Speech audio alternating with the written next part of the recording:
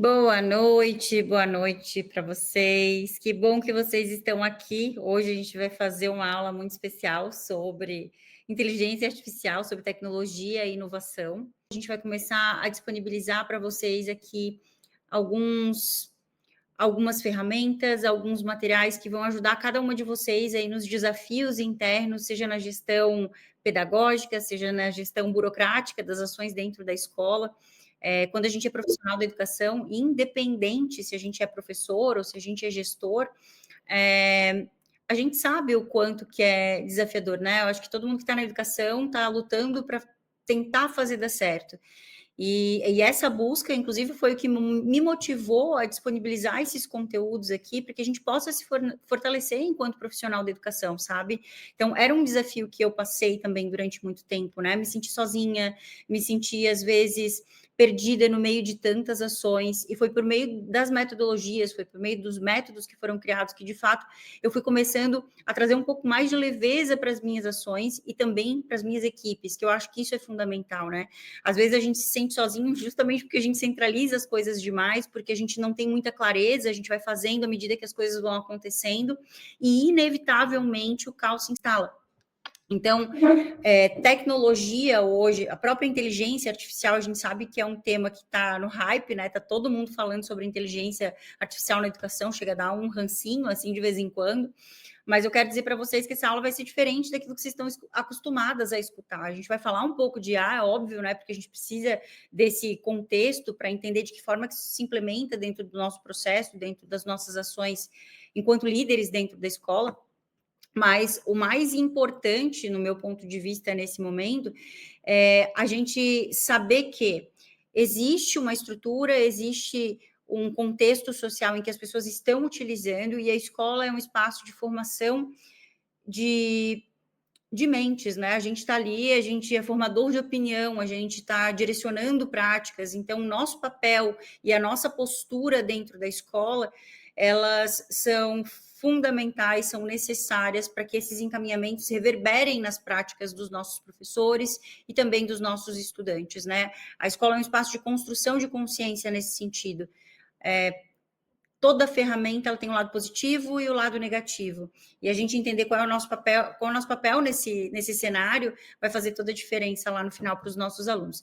E para quem está acompanhando essa série, né, de várias lives que eu estou fazendo aqui, vocês sabem que o PP na prática, ele é uma das metodologias que foram desenvolvidas. Eu falo do eixo estruturante, que é esse projeto pedagógico, que é esse planejamento estratégico educacional. Mas hoje eu quero principalmente ajudar vocês a entender como que a tecnologia e a legislação, elas vão impactar a gestão e o projeto pedagógico da escola, tá? Muito mais importante do que eu aqui falando é vocês entenderem que essa fala, esse momento aqui, ele é muito efêmero, ele vai embora, e que o que realmente transforma a escola são as ações, a atitude de vocês, quando vocês olham para essa aula, veem o que serve para dentro da escola de vocês e começam a organizar uma estrutura para colocar isso em prática, né? Porque o conhecimento pelo conhecimento, ele não leva a lugar nenhum, e às vezes a gente vai se enchendo de conhecimento e curso, e curso, e curso, e curso, e eu já falei para vocês, ferramentas em excesso levam ao caos, a gente precisa de direcionamento.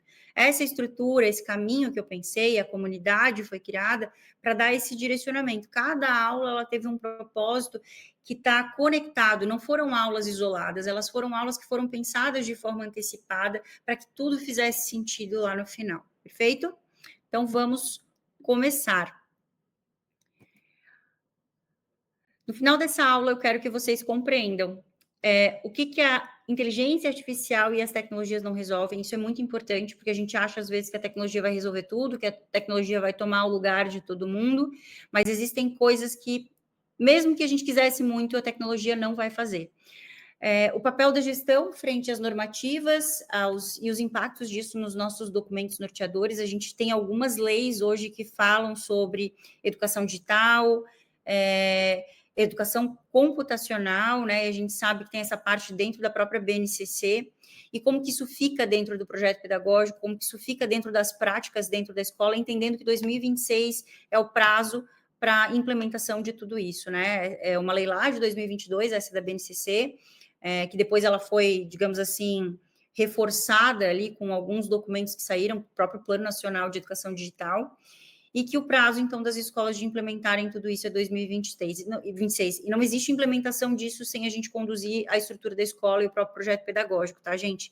E ferramentas práticas de otimização do trabalho de vocês na gestão, vocês vão sair daqui hoje com mais um documento, né, mas para lembrar vocês assim, poxa, preciso fazer tal coisa, qual ferramenta que eu utilizo?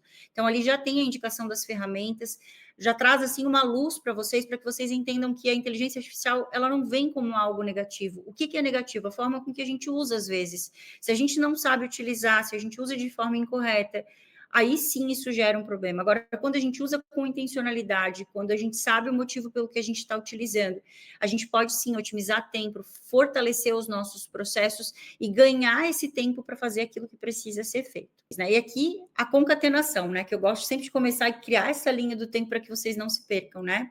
Então, lá na primeira aula, a gente falou que muitas ideias acabam morrendo logo no início e na própria gestão. A gente tem muita ideia, a gente quer fazer muita coisa, a gente quer mudar o mundo, mas, infelizmente, às vezes o cenário, o contexto em que a gente está não permite, né?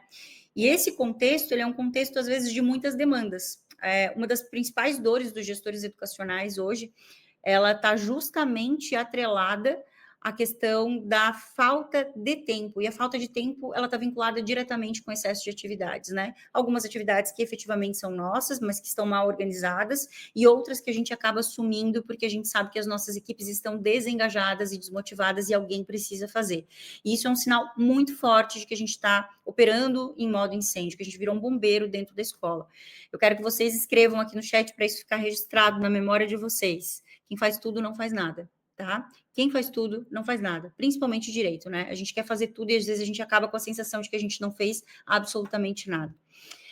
Aula 4, a gente falou sobre esse eixo estruturante, né? De como que a gente começa, desculpa, aula 3, na verdade, a gente falou do primeiro critério para a gente tentar melhorar essa estrutura, que está vinculado justamente à organização das reuniões pedagógicas. Uma das maiores reclamações que a gente tem dentro da educação é que as reuniões dentro da escola são reuniões para marcar, que poderiam ser resolvidas por e-mail, ou reuniões sem encaminhamento, ou seja, as pessoas saem da reunião com a mesma dúvida ou com a mesma sensação de que não sabem o que fazer do que quando entraram. Então, essa reunião ela precisa ser pensada com estratégia. Então, na aula 3, a gente falou dessa reunião estruturada. Vocês podem acessar essas aulas, vão ficar disponíveis todas para vocês, né? A ideia é que vocês tenham isso como suporte. E a aula 4, então, a gente entra nessa segunda ponta. Por quê? Porque até para estruturar o projeto pedagógico, a gente precisa iniciar isso com uma reunião efetiva, a gente precisa trazer a conexão com aquilo que a gente tem, onde a gente está, onde a gente quer chegar, e como que as pessoas vão poder participar disso de forma efetiva, né? Então, eu expliquei para vocês um pouquinho sobre a metodologia do PPP na prática, que foi aquele método que eu criei para tentar solucionar um problema que inicialmente era meu e das minhas equipes, no desenvolvimento dos documentos norteadores da escola, e que aos poucos eu percebi que isso poderia, sim, ajudar mais pessoas, porque nós temos hoje muitos documentos teóricos que falam o que é um projeto pedagógico, mas poucos que efetivamente nos mostram o caminho. Então, o meu primeiro movimento, né, além de estudar, porque eu sou uma grande estudiosa, eu gosto de colocar as coisas em prática, mas todas as vezes que eu tenho um desafio, eu sou a pessoa que pesquisa, eu sou a pessoa que quer inovar, que quer pensar estratégias e metodologias de fato para melhorar aquilo que eu estou vivendo, né? E para aquilo que as pessoas que estão ao meu redor também estão vivendo. E disso surgiu, então, o livro, que foi uma forma de sistematizar aquilo que estava na minha cabeça num primeiro momento, para ajudar muito mais pessoas, é claro, né? E a partir disso também, do livro, surgiu o próprio PP na Prática, que é a metodologia e que é o curso. E a aula 5, a questão de sair da zona de conforto. A gente sabe que ter o entendimento do que precisa ser feito às vezes é difícil, mas quando a gente tem o entendimento, ainda existe uma barreira muito grande, que é a gente executar essa ação. E esse executar é dar aquele primeiro passo. Então, todo esse movimento que eu estou fazendo com vocês aqui é porque vocês saiam fortalecidas, conscientes do papel de vocês dentro da gestão educacional, dentro da escola, mesmo que vocês não sejam efetivamente gestoras, mas que estejam à frente dos processos. É muito importante que vocês entendam que a gestão demanda atitude e movimento. Sem movimento, sem atitude, a gente não consegue sair dessa situação que a gente está hoje, que é uma zona de desconforto muito grande, que as pessoas chamam de zona de conforto. Os professores estão confortáveis, continuam fazendo aquilo que sempre fizeram. Mas, gente, esse fazer o que sempre fizemos, infelizmente, está nos colocando em uma posição de doença, em uma posição de desmotivação e desengajamento dentro do contexto escolar, né? Então, de fato, a gente precisa reformular. E por que eu trouxe a tecnologia dentro disso? Porque a tecnologia é uma também dessas estratégias para que a gente consiga não só organizar as nossas reuniões, mas que a gente consiga otimizar o nosso tempo, que a gente tenha a tecnologia como nossa aliada para construir esse documento norteador, porque é possível com cautela, é claro, né? Porque se você não tiver um olhar e uma intencionalidade muito bem organizada, você pode criar um grande elefante. E não exime você de cumprir esses passos aqui. Agora, eu posso fazer a correção ortográfica, eu posso pedir para melhorar um texto e depois eu vou analisar para ver se não ficou faltando nada. Então, eu vou dar essas dicas aqui também para vocês. Por quê? Porque a tecnologia ela tem que vir para nos ajudar. A gente não pode ficar refém da tecnologia. Eu imagino que muitos de vocês já saibam disso, né? Existe um estudo que traz a questão da IA e o quanto que isso está acabando com a nossa neuroplasticidade e criatividade no desenvolvimento de algumas ações. Então, por isso que eu sempre digo, a gente pode usar a ferramenta? Pode, mas com cuidado e sem esquecer que se eu paro de usar alguns lados do meu cérebro, meu corpo é muito inteligente, ele quer poupar energia e ele vai apagando isso para abrir campo para outras coisas, tá? Então, vamos lá. Ó, a IA não vai acabar com os professores e gestores, mas professores e gestores que sabem usar a IA, esse sim. Porque todos nós seremos substituídos por aqueles que souberem utilizar a inteligência artificial. Então, eu trago isso não como uma forma de vocês ficarem apavoradas, não, porque a ideia não é essa, né? A ideia, sim, é de entender e nos posicionar nesse grau de consciência, de que não tem mais volta, né? E como que eu sei que isso não tem mais volta? Porque ao longo desse período, alguns anos eu venho estudando a inteligência artificial. Durante o período pós-doutorado, eu estudei muito sobre a questão da tecnologia, em especial o Plano Nacional de Educação Digital, por conta do projeto pedagógico. E o que eu entendi? Que aqueles gestores que já utilizavam a inteligência artificial de forma intencional, eles estavam ganhando clareza, tempo e direção. Por quê? Porque se a gente não tem tempo dentro da escola e a gente consegue otimizar algumas coisas que são muito operacionais, isso vai facilitar a ação desse gestor, né? E tem uma máxima, vocês já devem ter visto também, eu gosto muito de filosofia, e vocês viram que teve uma aula ali que eu falei do Platão, né, do mito da caverna, e aqui eu trago a frase do Descartes que fala assim, penso, logo existo. O que a inteligência artificial tem feito pela gente? Ela literalmente, em alguns momentos, ela tem pensado por nós. Então, a gente tem que ter essa percepção crítica, a gente tem que passar essa percepção crítica também para as nossas equipes e para os nossos alunos. Porque, lembra, somos formadores de opinião, então a gente tem que ter consciência crítica sobre aquilo que a gente está utilizando, né? Então, eu uso a inteligência artificial, mas sem esquecer de que se eu delego tudo para ela, a partir do momento que não mais penso, logo não existo, né? Então, é claro que não entra nessa perspectiva como um todo, né? Que é só uma reflexão sobre o processo, até porque a inteligência artificial ela não vai pensar como ser humano, né? A criatividade da inteligência artificial está limitada a dados que são programados por humanos, mas ao mesmo tempo, uma máquina ela pode sim produzir, reproduzir, na verdade, né? Competências que são muito semelhantes às nossas, como é o caso do raciocínio, da aprendizagem, do planejamento e da própria criatividade. Mas lembra, mais uma vez, a criatividade da ferramenta ela é sempre limitada à programação desses dados, tá? Então, só para a gente entender em termos de etimologia, né, de palavras, inteligência e artificial. Por que é inteligência? Inteligência porque ajuda a gente a entender o que é inteligência, né? A inteligência nos dá a habilidade de entender, de pensar, de interpretar, de tomar decisões. E a artificial é porque ela não é criada, ela não é natural, ela é criada pelo homem. Então, vamos de novo para não confundir aqui. Inteligência, porque envolve entender, pensar, interpretar e tomar decisões, e artificial, porque não é natural, é criada pelo homem. A inteligência artificial, aqui, meu objetivo não é ser teórica, tá? Mas eu vou falar isso aqui para vocês entenderem que a inteligência artificial, no modo que a gente vê hoje, ela é decorrente de muitas camadas, né? Então, a gente primeiro teve a aprendizagem da máquina, que é onde a gente processava e alimentava esses dados, e a ideia é processamento de dados. Isso já foi lá na década de 50. Então, há muito tempo atrás, esses modelos matemáticos, eles já previam uma perspectiva de inteligência artificial voltada para a aprendizagem da máquina.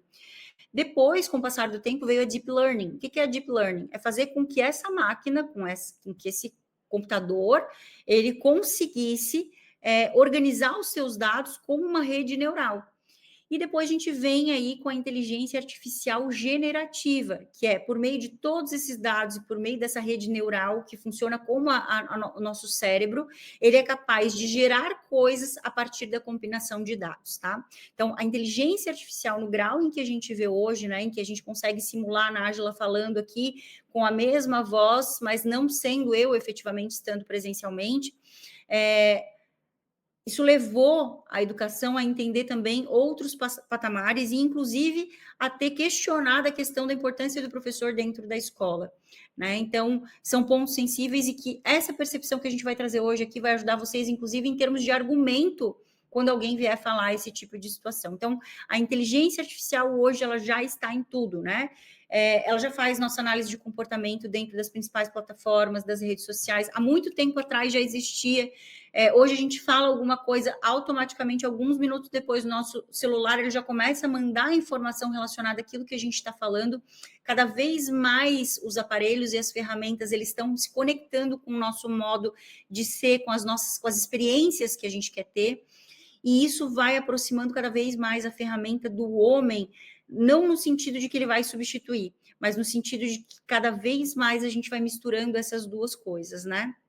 Casa inteligente, a própria Siri foi um dos primeiros modelos dentro do próprio celular, o Google, né, com o aplicativo interno dele também, reconhecimento facial, Smart TV, enfim, existem vários aplicativos, Alexa, né, que hoje é muito comum já em várias casas, então está em muitos lugares e esteve em muitos lugares, só que lá no começo a gente nem percebia, quando isso aqui começou não se falava de inteligência artificial, a gente foi entender que isso era inteligência artificial um pouco tempo depois.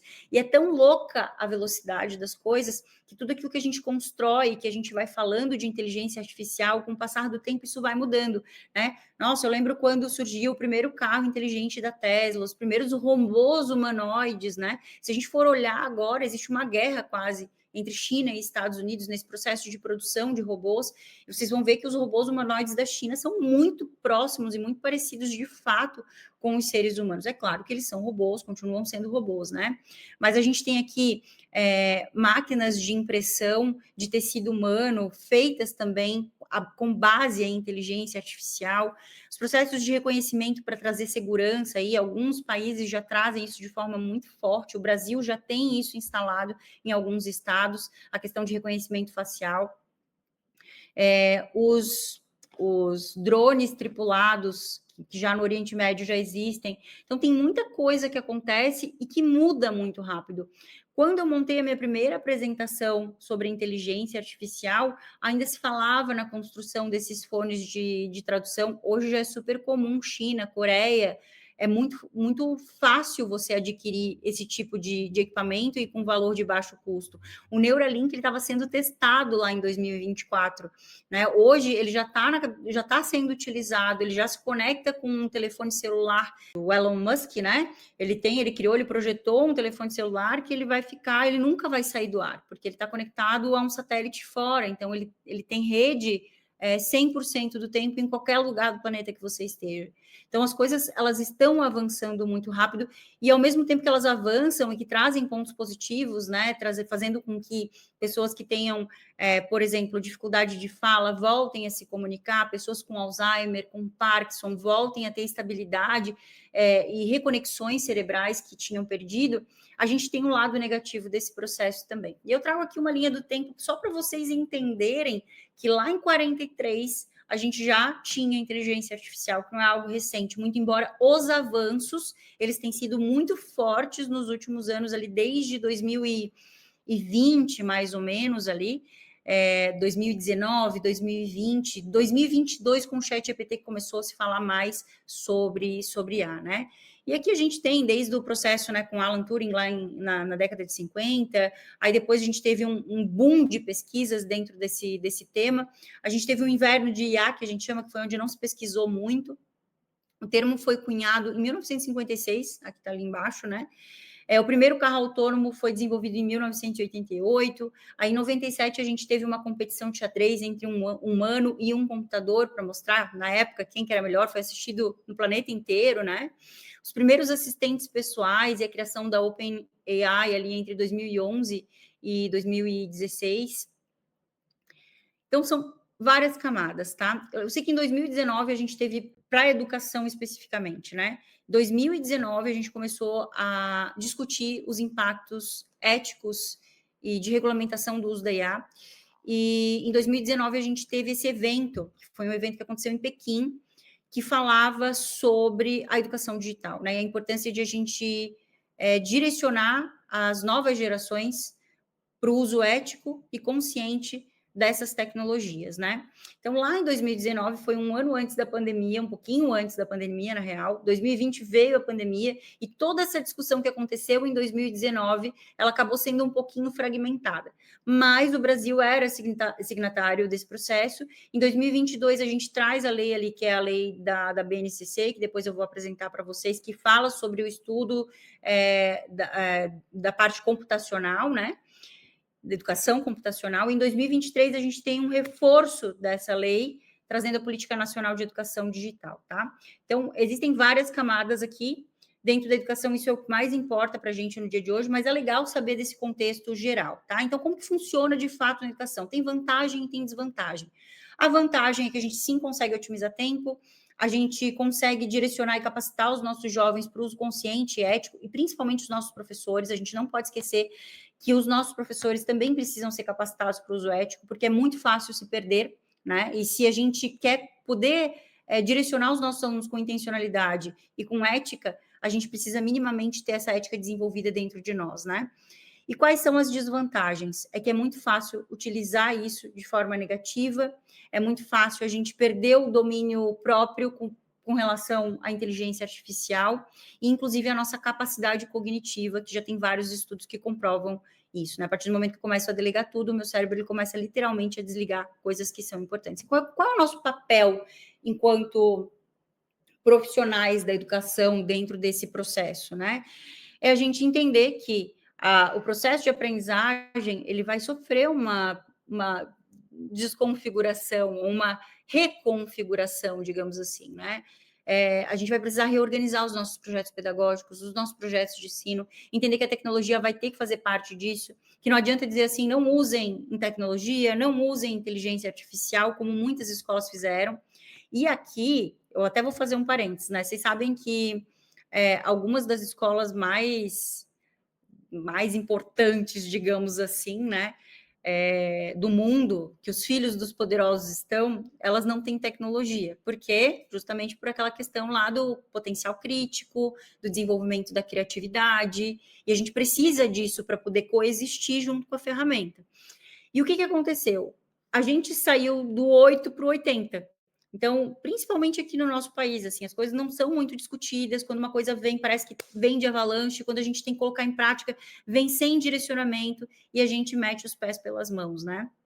Então, se tu perguntar para mim, se vocês perguntarem para mim o que tu acha, eu vou dizer para vocês que para mim é muito claro que a tecnologia faz parte da nossa vida. A gente usa tecnologia o tempo inteiro e não inserir isso dentro da escola é uma coisa muito bizarra no meu ponto de vista.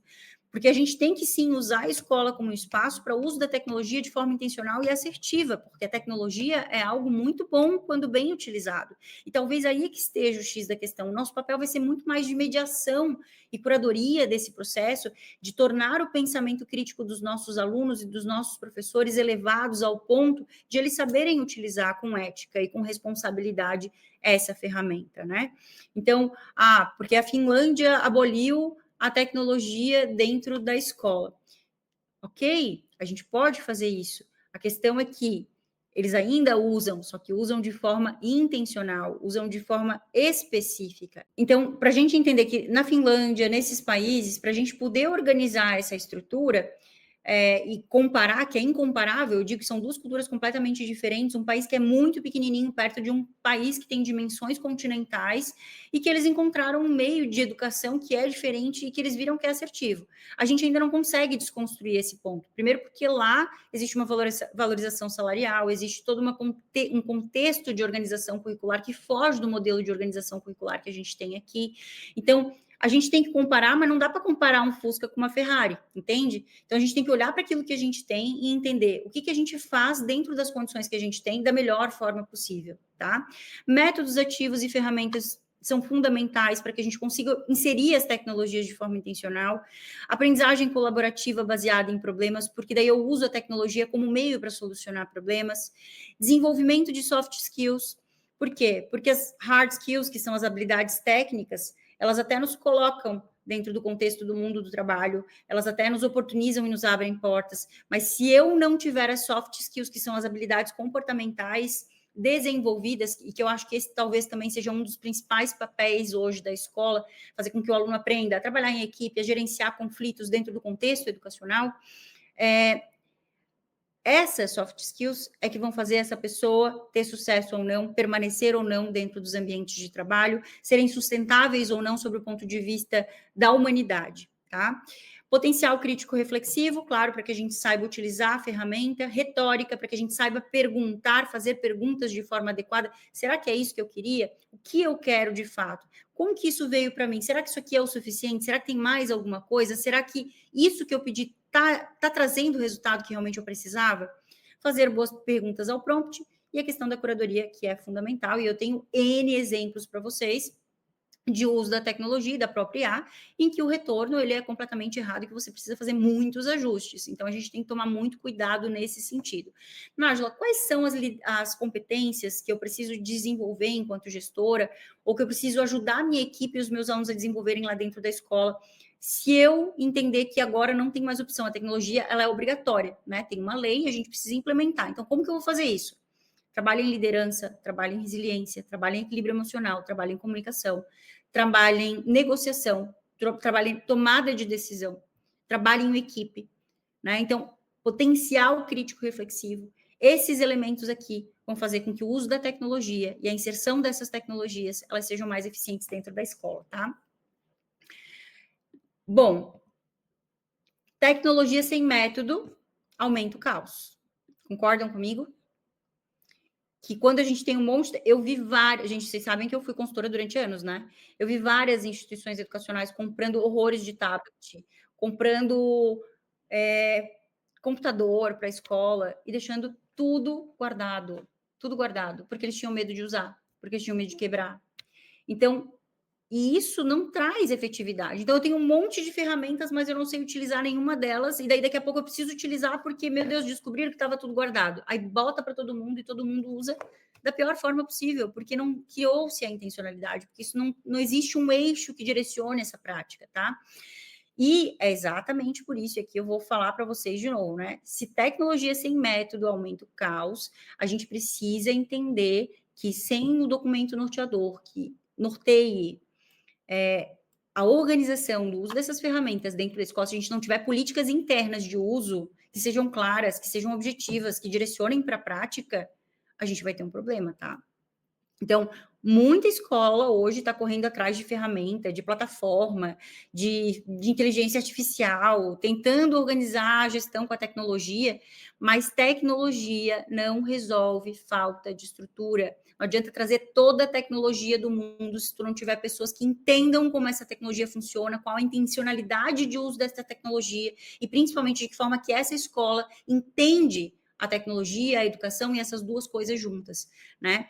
E foi observando isso dentro desse contexto é que eu criei essa metodologia ali do PPP na prática justamente para a gente alinhar esses pontos, né? Então, não entendam o PPP na prática como um curso de ferramentas, mas ele é um método, de fato, para ajudar e ajustar a gestão nesse processo de transformação do PPP, né? Num eixo real de decisão para a escola, num eixo que vai trazer segurança para vocês na tomada de decisão, que vai trazer aquilo que a gente busca, que é tempo, engajamento, segurança na tomada de decisão e resultado, tá? Mas depois eu vou explicar melhor sobre isso.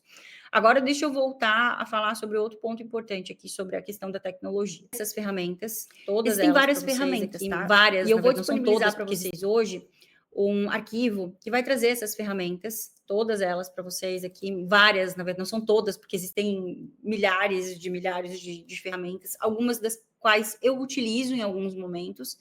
Inclusive, se vocês tiverem dúvidas, vocês podem entrar em contato. Talvez a gente possa fazer um dia uma aula só para falar do uso da ferramenta e eu ensinar vocês a utilizarem, tá? Eu vou adorar fazer isso. Mas como o nosso compromisso é sempre fazer aulas um pouco mais rápidas, eu acabei não fazendo tão explicadinho, tá? Aqui a gente já compartilhou com vocês ali a ferramenta no Drive, que vai trazer ali todas essas ferramentas, que vai trazer esse detalhamento e a conexão com o próprio projeto político-pedagógico.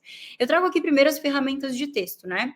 Dentro das ferramentas de texto, a gente vai começar lá com o ChatGPT 3.5, foi um dos primeiros que surgiu, hoje a gente já está em edições bem mais avançadas, né? Modelos pagos, inclusive, que quase falam pela gente. O Google Gemini, que trabalha não só com texto, mas com imagem. Então, quando eu quero fazer uma revisão ortográfica, quando eu quero organizar um texto, vamos supor, vocês vão fazer uma festa junina na escola e querem criar um convite, vocês vão colocar ali as informações. Olha, eu preciso fazer uma festa junina na minha escola, essa festa junina vai acontecer com isso, o objetivo dessa festa junina é esse, eu preciso que as pessoas saiam com esse, entendendo isso, isso e isso. Você cria o contexto e a ferramenta de IA ela vai te trazer modelos. Se você não gostou daquele modelo, você vai lá e vai pedindo ajustes até que ele te traz o ajuste correto. Então, a curadoria sempre é muito importante, tá?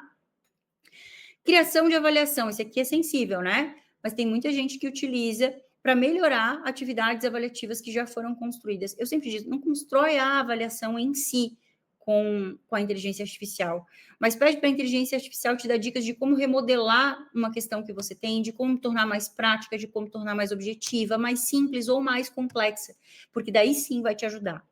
Roteiros de aula, tô com dúvida do que fazer nessa aula, será que poderia? Pô, botei isso aqui, será que é efetivo? Será que isso aqui vai conectar com a faixa etária dos meus alunos? Tudo isso vocês podem utilizar. Tradução, pesquisa e o próprio assistente pessoal. Então, para organizar a agenda de vocês, para otimizar o tempo, para definir o que é mais urgente, mais importante. Então, é claro que ele vai fazer sugestões e a nossa consciência, a nossa capacidade crítica que vai decidir o que entra e o que sai, tá? Ferramentas de imagem. Bom, ferramenta de imagem tem várias, inúmeras ferramentas de imagem, tem inclusive as ferramentas de vídeo. Eu nem trouxe para vocês aqui as ferramentas de vídeo, porque hoje as ferramentas de imagem quase todas já fazem vídeo, tá? Então, o Canva, eu trouxe as gratuitas, né, gente, porque é o mais fácil de a gente ter acesso. Então, o Canva, ele tem o Canva específico para professores, inclusive, se vocês cadastrarem a escola de vocês, vocês conseguem ter acesso ao modelo premium, né? A Dolly é uma ferramenta que é da OpenAI, que vocês conseguem utilizar pela COSI. Depois eu vou mandar para vocês. Para quem não consegue ter acesso a essas ferramentas que são pagas, ele te dá ali um número de créditos que você consegue utilizar por mês. Então, às vezes, quer criar uma imagem, quer fazer alguma coisa que eu não consegui fazer no gratuito, você consegue levar para lá e você vai ter ali a última versão do ChatGPT, você vai ter a última versão do próprio Dolly, do Leonardo.ai, que também faz imagem, que também cria coisas em tempo real e é muito legal para usar com os alunos. O Luzia, até o ano passado, ele era totalmente gratuito, tinha várias versões de Luzia, Luzia assistente pessoal, Luzia ajudante ajudante doméstica, Luzia assistente de sala, tinha uma infinidade. Agora ela é paga, né? Eles criaram a necessidade na gente e daí querem que seja pago. Então, se você quer criar uma imagem ou ainda, a gente sabe que a acessibilidade é um ponto sensível dentro da escola, né? Então, se você quer, por exemplo, fazer a transcrição de uma imagem para uma criança que tem baixa visão ou que tem deficiência visual, você pode fazer essa transcrição e ele faz aquela transcrição que é acessível, né? Inclusive para os softwares de leitura que tem disponíveis para crianças, pessoas cegas, né? E aqui é o Cozi, que eu falei para vocês, é uma ferramenta. Aqui vocês entram no Cozi, é cozi.com. Criar o bot, deixa eu ver se eu consigo botar aqui para vocês verem. Vocês criam esse chatbot, aí no chatbot vocês vão inserir os plugins, ó. Então, eu botei o Dolly 3, o ChatGPT 4, já tenho 5 aqui, que isso aqui é uma imagem, né? Aqui cria uma imagem de um protótipo de uma casa sustentável para trabalhar o ciclo da água em alunos do ensino básico. Então, ele te traz todos esses elementos aqui. Às vezes, você quer fazer uma apresentação diferente com os alunos. Hoje, você consegue fazer até com movimento, né? Porque, como eu disse, a evolução da inteligência artificial está sendo de forma muito rápida. Deixa eu mostrar aqui para vocês. A primeira vez, em 2024, quando eu pedi para o ChatGPT fazer uma imagem, ChatGPT não, desculpa, o Canva fazer uma imagem, eu usei esse prompt aqui, ó, sala de aula futurista com professor e alunos em formato realista, em uma sala de aula desenvolvendo projetos de IA. Aqui em cima, olha que coisa horrorosa que saiu. Olha como está hoje. Olha isso. O nível de perfeição que a gente tem, né? Aqui é a mesma coisa, esse aqui foi com o ChatGPT. Aqui em 2024 e esse agora aqui em 2026, ó, sala de aula futurista, com professor e alunos em formato realista, em uma sala de aula desenvolvendo projetos com IA. Então, aqui ele já coloca, né, inteligência artificial, projeto de desenvolvimento de inteligência artificial. Então, está muito mais fácil de mexer, porque o prompt está muito mais conectado agora. Inclusive, quando a gente digita em português, antigamente a gente tinha que digitar em inglês para ser mais assertivo. Hoje, digitando em português, você consegue criar prompts muito mais fáceis, né? E o próprio chat consegue te ajudar a criar os prompts, que isso também foi uma grande evolução. Aqui eu trago uma ferramenta para vocês que é fundamental, tá? Para quem é professor, para quem trabalha com os trabalhos aí dentro da escola e que é gestor também, que às vezes recebe materiais e quer ver o quão autênticos são esses materiais. Esse aqui é um site no plágio, ele é gratuito para educadores, tá? E ele faz análise de plágio dentro dos textos que são enviados. Então, a gente começa a trabalhar aqui com pontos mais sensíveis, mas que são necessários. Por quê? Porque na escola, não é que o aluno não possa usar a inteligência artificial, a gente pode até sugerir que ele utilize, só que a gente vai dizer assim, você vai utilizar a inteligência artificial e você vai fazer um comparativo com o material X, Y, Z. Você pode dar um artigo, você pode dar um livro, você pode trazer outros elementos para que ele saiba fazer também essa análise crítica. E isso é o papel da escola, tá, gente? Proibir não vai adiantar nada. Quanto mais a gente proíbe, pior é. E quais são os pontos de impacto disso tudo com a educação, mais especificamente com a BNCC, né, com o nosso currículo? Então, a gente já sabe que a tecnologia é obrigatória, por quê? Porque está lá na normativa lá de 2022, tem um parecer e uma resolução do Conselho Nacional de Educação, né? E a gente sabe que ali já está direcionando que a gente precisa obrigatoriamente trabalhar educação computacional. Então, a organização é que é uma escolha. A questão é, você quer viver no caos ou você quer ter direcionamento, clareza, para ter menos incêndio para apagar dentro da escola, né? Então, eu trago para vocês aqui 5 pontos que precisam ser observados, que são pontos de impacto muito fundamentais. Primeiro deles, então, é a questão da legislação. Por quê? Porque as escolas têm até 2026, que é esse ano, para organizar tudo isso dentro do documento norteador e colocar em prática, né? Então, olhar para essa legislação, entender como que está o currículo, entender de que forma que a infraestrutura da escola vai ser mobilizada, a formação de professores impacta em todas as dimensões da escola, tá? Inclusive está aqui embaixo no PPP, porque a legislação traz, a gente precisa colocar na escola, o documento que norteia a escola é o projeto pedagógico, e a gente precisa conectar essas duas coisas de forma a fazer sentido para a tua comunidade escolar. Não adianta nada tu colocar as informações lá e tu não mobilizar a comunidade, tu não discutir sobre esse processo. A gente precisa dessa intencionalidade para fazer as coisas acontecerem dentro da escola. Essa estruturação da base nacional, eu já falei antes, lá na linha do tempo, vocês lembram daquela linha do tempo que eu passei para vocês? Essa conexão da IA, da tecnologia, da própria BNCC, elas vêm lá de 2019, do consenso que foi feito em Pequim, aqui está Beijing, que é o nome que é usado lá, né? Mas em Pequim teve esse movimento, o Brasil estava lá, só que logo na sequência veio a pandemia e vieram outras prioridades nesse meio tempo, então se demorou até a gente sair desse processo pandêmico, né? Então em 2022, quando as coisas já estavam mais acalmadas, é que saiu a BNCC ali, todo esse movimento aconteceu durante esse período, é claro, né? E em 2023 foi lançado o Plano Nacional de Educação Digital, que inclusive seria muito interessante que vocês acessassem e lessem, tá? Então ele vai reforçar a importância da conexão tecnológica. Então, esse documento de 2022, esse parecer, que está vinculado à Base Nacional Curricular Comum, ele é decorrente desse documento de 2019, tá? E de 2023 também. A política ela saiu depois de ter sido colocado na lei que era necessário trabalhar a educação computacional. Quais são os eixos que a gente tem que trabalhar dentro dessa perspectiva? Pensamento computacional, que é lógica, né? Mundo digital e cultura digital, que vai envolver a questão da responsabilidade, do pensamento lógico, da resolução de problemas, da criatividade, do uso ético da tecnologia, né?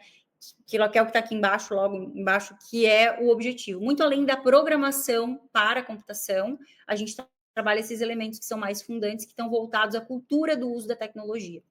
E, mais uma vez, como que isso impacta dentro da escola, eu preciso entender que sem eixo estruturante eu não gero direcionamento, sem direcionamento eu gero caos. Não adianta ter ferramenta, não adianta colocar no projeto pedagógico, se isso não fizer sentido para as pessoas que fazem parte da escola.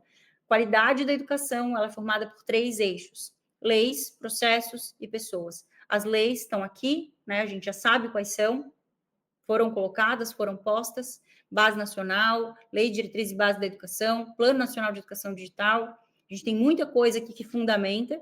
A gente constrói os processos por meio do projeto pedagógico junto da comunidade escolar, como prevê a Lei de Diretrizes e Bases e a Constituição Federal, e a gente precisa das pessoas para colocar isso em prática. Então, quanto mais objetivo for esse projeto pedagógico, quanto mais direcionado ele for, e quanto mais coletivo for esse processo de construção, maior a assertividade dele no processo de implementação. Eu acredito tanto nisso, não só acredito, como já apliquei e já vi resultados desse processo, que digo para vocês, eu não tenho dúvidas de que, se vocês executarem a metodologia, vocês vão ter resultado. Vocês vão otimizar o tempo, vão ter segurança na tomada de decisão, vão ter equipes com mais clareza, direcionamento e engajamento, porque engajamento é consequência de clareza, tá, dos processos, de autoridade na gestão, não de autoridade de ser autoritário, mas de percepção de que a pessoa que está à frente do processo é um líder. E principalmente a sensação de que, poxa, a minha energia, a energia gasta, está trazendo os resultados de forma compatível com aquilo que eu estou executando. Quais são os ajustes fundamentais que vão mudar todo esse jogo, Nájila? Primeiro ponto, ver a inteligência artificial como um aliado e não como um inimigo de vocês, né? Eu acho que esse é o fundamental. A inteligência artificial veio para ficar. Quanto mais eu ficar me bloqueando, quanto mais eu ficar resistente com relação a esse processo, mais atrasada a escola vai ficar. O meu papel não é incentivar as pessoas a utilizarem a inteligência artificial, muito pelo contrário, porque as pessoas já usam. Nosso papel dentro da escola é fazer com que elas utilizem com ética e com responsabilidade com relação ao uso dessa ferramenta, tá? Criar normativas e políticas claras de utilização. A gente já tem normativas, que são as nossas leis. Agora, como que a gente transfere isso para dentro da escola, das secretarias de educação? A gente precisa criar essas normativas para trazer clareza do uso da tecnologia e direcionamento para os professores, porque lá na ponta, quem vai executar são eles. Então, se eles vão executar, a gente precisa dar esse direcionamento. Não adianta nada dizer, o professor não está usando direito, porque os alunos estão usando de forma incorreta. A gente não deu direcionamento. Sem uma intencionalidade forte, a gente não vai gerar reciprocidade. A gente precisa escrever o óbvio, a gente precisa detalhar, desenhar se for necessário, tá? As emoções e conexões humanas são insubstituíveis. O que isso quer dizer? Lembra quando eu falei da criatividade lá no começo? A criatividade da inteligência artificial, ela existe fundamentada nos dados que nós, seres humanos, alimentamos. Uma inteligência, ela nunca vai ser criativa ao ponto da inteligência que a gente tem enquanto ser humano. Ela não tem emoções, ela simula emoções. É diferente, né? E por isso que a nossa curadoria tem que ser tão refinada ao longo do processo. Se eu só alimento aquilo ali e eu não analiso o processo, a tendência de a gente ter um problema, de a gente ter uma inconsistência, ela é muito grande. Então, vamos lá. O excesso de plataforma, ele vai gerar um desgaste, o uso sem critério, ele vai acabar gerando ansiedade e práticas que são incorretas. Então, não é o que a gente quer, não é o que a gente busca, e se a gente quer lutar contra isso, a gente precisa primariamente entender qual é a nossa ação inicial. E eu venho repetindo isso aqui, gente, não porque eu quero que vocês tenham essa clareza, assim como eu tenho, né, de que se esse eixo norteador, se a gente não olhar com a importância para o projeto pedagógico que ele merece, né, se a gente não der a importância que esse documento merece, não só no processo de construção, mas no processo de implementação, a gente sempre vai parecer aquele ratinho lá dentro daquela rodinha gigante lá, que não chega em lugar nenhum e que está ali esbaforido, morto e não consegue mais sair daquela loucura. Porque quando a gente entra naquela energia ali de rodar, a gente, para sair, a gente se quebra inteiro.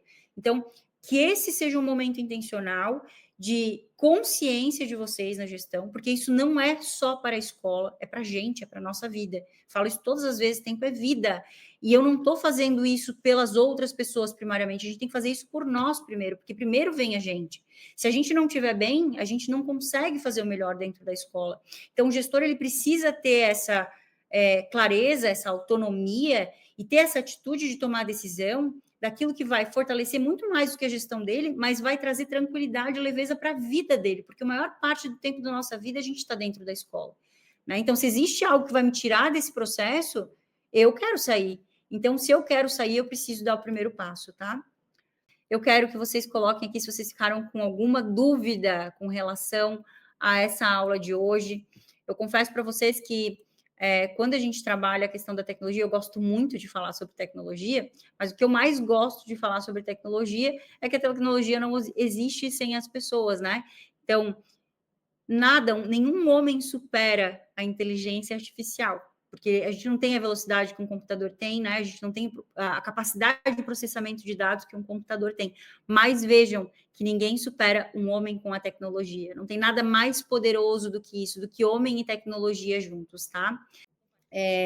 Eu vou disponibilizar aqui para vocês o link também do PP na Prática. Não sei se vocês viram, vocês estão acompanhando lá no grupo, né? Abrir o carrinho do PP na Prática. Ele é um curso online, tá? Eu vou fazer alguns encontros ao vivo para explicar essas unidades temáticas. Vocês vão ter acesso a todas as ferramentas, todos os materiais que eu uso nas minhas mentorias, nas minhas consultorias. Quando eu vou lá na escola para fazer o projeto pedagógico, eu sempre disponibilizo para o município, para a escola particular, independente de qual for o contexto, eu disponibilizo uma gama de materiais que são os que eu utilizo. Então, tem o Trello lá já com passo a passo do que fazer, é tudo, assim, ó, literalmente, está num preço que nunca esteve, de fato, porque, como eu disse, o meu objetivo aqui é que um dia eu nem precise mais vender essa metodologia, minha ideia é dar essa metodologia. Eu estou montando um sistema educacional hoje para que esse sistema ele consiga vir vinculado a essa estrutura. E ele é um sistema de gestão empreendedora educacional, né, que a gente consiga tomar realmente essas decisões com mais clareza. Eu não sei vocês, mas eu, quando estava na gestão, e que quando comecei a implementar a estrutura e o próprio PP na prática, a minha segunda maior dor, depois de ter o PPP pronto, era saber assim, será que está sendo aplicado? Como é que eu vou medir que isso está sendo aplicado? Como é que eu mostro que isso está sendo aplicado, né? E daí a minha pesquisa veio justamente nesse sentido ali dos indicadores para a gente saber como que eu consigo analisar aquilo que está sendo feito, como eu estava aqui, como eu estou agora, o quanto que isso impacta lá nos indicadores de aprendizagem, porque sim, o indicador de aprendizagem é o resultado de todo esse processo que começa pelo eixo estruturante e pelo desenvolvimento das pessoas e a intencionalidade dentro da escola. Então, é algo que, num futuro não muito distante, quem sabe, as instituições educacionais de vocês aí vão estar tendo acesso a essa ferramenta, a essa solução, que de fato vai trazer clareza, transparência e direcionamento aí para as práticas educacionais, tá? E para vocês que estão acompanhando aqui pelo YouTube, vocês podem acessar as ferramentas aqui pela descrição. Para quem ainda não segue o meu perfil do Instagram, é @najilahmariano. E se vocês tiverem interesse de adquirir esse livro aqui, PPP na Prática, 6 passos para transformar a sua gestão e a sua escola, e o próprio curso do PPP na Prática que está disponível já, vocês podem clicar nos links que estão todos aqui na descrição. Compartilhe com outras pessoas que você acha que também vão se beneficiar desse processo, né? Eu acho que isso é fundamental. E eu já combinei com a minha equipe aqui, a gente, pelo menos uma vez por mês, a gente vai trazer algum tema importante voltado à educação, à gestão educacional, e a ideia é a gente ir alimentando essa rede ali do YouTube, por quê? Porque tem muito conteúdo bom, mas tem muito conteúdo ruim e que não nos leva a lugar nenhum. Então, eu queria, de fato, criar um ponto de suporte para os professores e para os gestores, para que fosse algo que trouxesse informação, mas que, ao mesmo tempo, desse direcionamento, porque de discurso, né, tá todo mundo de saco cheio, inclusive eu. Então, a gente precisa desse processo, e nas escolas a gente tem que ser mais objetivo também nesse sentido, né? Porque os professores estão realmente muito cansados, muito estafados, porque é mil coisas. Eu não sei se vocês são de escola pública ou não, mas, a princípio, dentro da escola pública, o que a gente percebe? Vem muitas demandas, às vezes, da própria Secretaria de Educação, e quando a gente vê, a gente não consegue contextualizar de forma adequada para os professores, e os professores começam a fazer mil coisas ao mesmo tempo, e é o caos instaurado, né? Então, inclusive, dentro desse processo, quando a gente fala de organização de documento norteador, quando é uma escola em rede, a gente organiza todo esse processo de forma coletiva, essa primeira parte mais teórica, justamente porque se é uma rede, não faz sentido a gente seguir caminhos diferentes, né? Então, esse alinhamento, ele começa junto e ele fica separado só com relação às especificidades da unidade escolar, corpo docente, infraestrutura, projetos que são desenvolvidos, né? Corpo administrativo, enfim. Não esquece também de se inscrever, dar um like, ativar o sininho para que vocês sejam notificados todas as vezes que a gente postar algum vídeo aqui relacionado à gestão, à educação, à leveza em todo esse processo, porque tempo é vida e pessoas se conectam com pessoas. Até a próxima.